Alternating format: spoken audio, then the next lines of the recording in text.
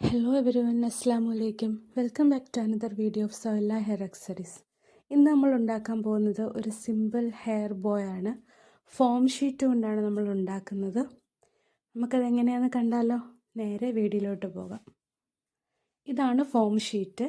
ഇതിനാവശ്യമായിട്ടുള്ള foam sheet വേണം, beads വേണം, ഒരു ബോ വേണം, പിന്നെ ഈ ബോ ഒന്ന് കവർ ചെയ്യാൻ വേണ്ടിയുള്ള റിബൺ വേണം.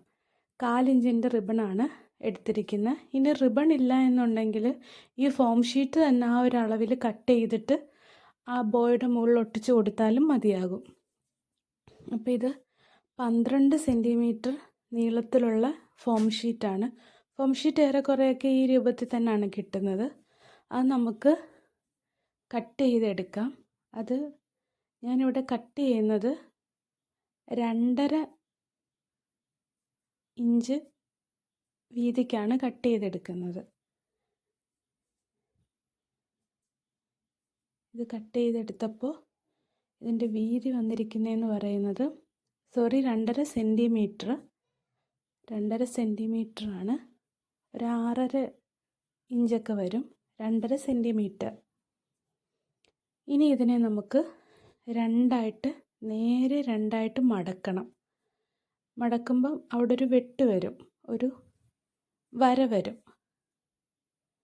നേരെ രണ്ടായിട്ട് മടക്കി നമ്മൾ, എന്നിട്ട് ഒരറ്റത്തിൻ്റെ സൈഡ്, ആ കോർണർ മാത്രം ആ വരയുടെ അവിടോട്ട് നടുഭാഗത്തോട്ട് ഒട്ടിച്ചു കൊടുക്കുക. അത് നമ്മൾ ഒട്ടിക്കുവാണ്. അതിനുശേഷം ഇതുപോലെ തന്നെ മറ്റേ എൻഡും ഇതുപോലെ ഒട്ടിക്കുക.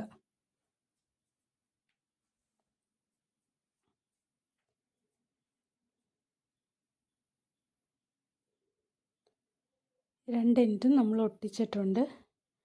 ഇനി നമുക്ക് ചെയ്യേണ്ടത് ബാക്കി വന്ന പോർഷൻസ് നമുക്ക് കട്ട് ചെയ്ത് മാറ്റാം. ഇതിൻ്റെ ബാക്ക് സൈഡ് നമ്മൾ എടുക്കുമ്പോഴത്തേക്കും നമുക്ക് വളരെ വ്യക്തമായിട്ട് കാണാൻ പറ്റും. കുറച്ച് പോർഷൻസ് ഇങ്ങനെ ചാടിക്കിടപ്പുണ്ട്. അത് രണ്ടും നമുക്ക് കട്ട് ചെയ്ത് മാറ്റാം. ഞാൻ ഈ എടുത്തിരിക്കുന്ന ഈ 2.5 സെൻറ്റിമീറ്റർ എന്നുള്ളത് അതിൽ കുറച്ച്, ഇപ്പം 2 സെൻറ്റിമീറ്ററോ അല്ലെങ്കിൽ 1.5 സെൻറ്റിമീറ്ററോ ഒക്കെയും, അതുപോലെ തന്നെ ഫോം ഷീറ്റിൻ്റെ നീളവും ഈ 12 സെൻറ്റിമീറ്റർ തന്നെ എടുക്കണമെന്നില്ല. അതിൽ കുറച്ച് എടുത്തു കഴിഞ്ഞാൽ നമുക്ക് ചെറിയ ബോ ഉണ്ടാക്കിയെടുക്കാൻ പറ്റും. നമ്മൾ എടുക്കുന്ന അളവിനനുസരിച്ചാണ് ബോയുടെ വലിപ്പമൊക്കെ.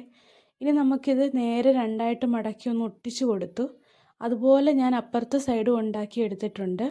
ഇനി നമുക്കിതിൻ്റെ കോർണർ ഒന്ന് കട്ട് ചെയ്ത് കൊടുക്കാം.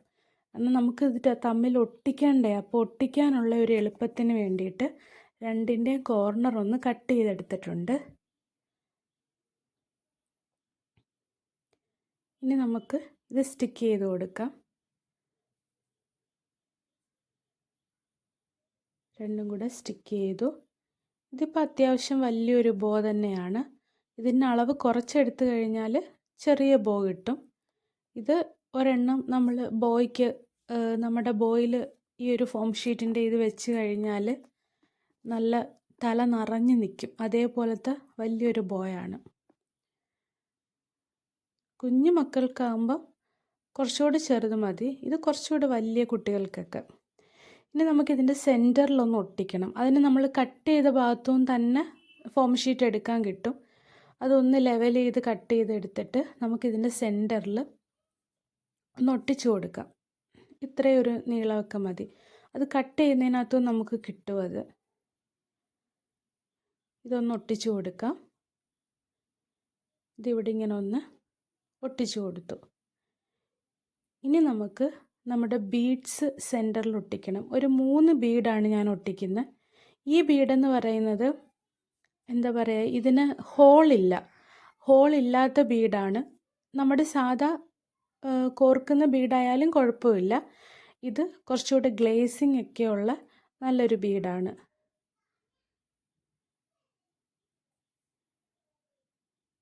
നമുക്ക് ഈ ഒരു പർപ്പസിനും പിന്നെ ഡ്രസ്സിലൊക്കെ പിടിപ്പിക്കാനും അതിനൊക്കെ ആ ഒരു പർപ്പസിന് വേണ്ടിയിട്ടുള്ള ഒരു ബീഡാണ്. അത് നമ്മൾ ഒട്ടിച്ചു കൊടുത്തു.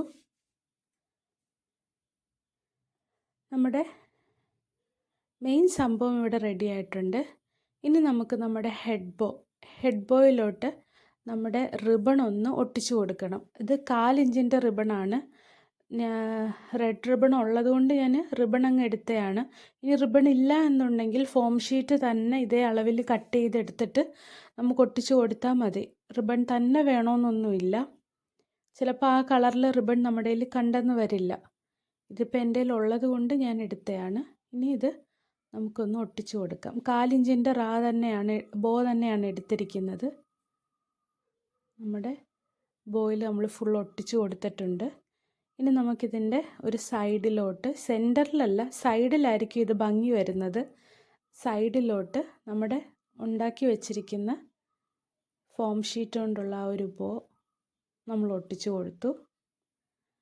ഇത്രയേ ഉള്ളൂ. നമ്മുടെ ബോ ഇവിടെ റെഡി ആയിട്ടുണ്ട്. എല്ലാവർക്കും ഉണ്ടാക്കാം. വീട്ടിലിരിക്കുന്ന വീട്ടമ്മമാർക്കൊക്കെ നല്ലൊരു വരുമാന മാർഗം കൂടിയാണിത്. അപ്പം എല്ലാവരും ഇതൊന്ന് ട്രൈ ചെയ്ത് നോക്കണം. വീഡിയോ ഇഷ്ടപ്പെട്ടാൽ ലൈക്ക് ചെയ്യുക, സബ്സ്ക്രൈബ് ചെയ്യുക, ഷെയർ ചെയ്യുക, കമൻറ്റ് ചെയ്യുക. നിങ്ങളുടെ ലൈക്കും സബ്സ്ക്രൈബും ഒക്കെ ഉണ്ടെങ്കിലേ ഇനിയും നമുക്ക് മുന്നോട്ട് പോകാൻ പറ്റുള്ളൂ. അപ്പോൾ എല്ലാവർക്കും ബൈ.